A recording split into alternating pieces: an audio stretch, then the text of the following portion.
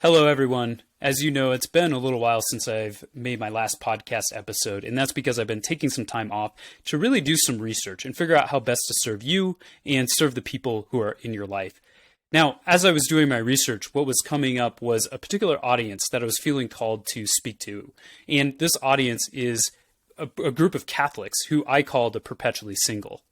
Now, I know this audience very well because being 32 and single, I really feel like I am part of this audience. And so I just wanted to speak to this particular group. Now, we as Catholic singles, oftentimes we are very committed and deeply in relationship with the Lord. We have a good prayer life. We go to Mass every Sunday. And in addition to that, what happens, we also still feel like we're wandering. Sometimes we feel lonely. Sometimes we feel unfulfilled. And we even feel the pressures from the world telling us we need to get our life in order now. But the truth of the matter is that we don't need to force things right now. And that's why I'm launching this series, and I'm calling it Catholic, Single, and Flourishing. And my goal with this podcast is really to speak to Catholic singles and share you can have a flourishing life now while also still paving a path for the future.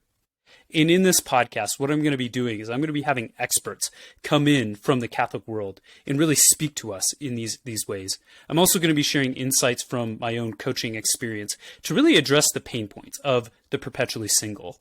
I'm going to be talking about dating tips. I'm going to be talking about financial coaching.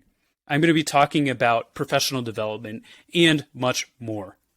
So within this, whether your goal is to gain more direction in your life, or make more progress in dating as it relates to marriage, this podcast series is for you.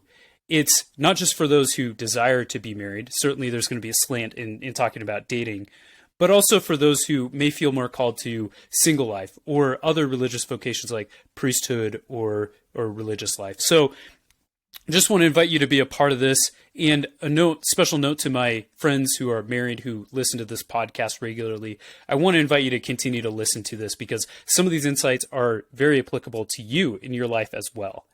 And in addition, you can share these insights with any of the single friends that you have. And preferably, of course, share the podcast with them as well. And as always, live inspired, live God inspired.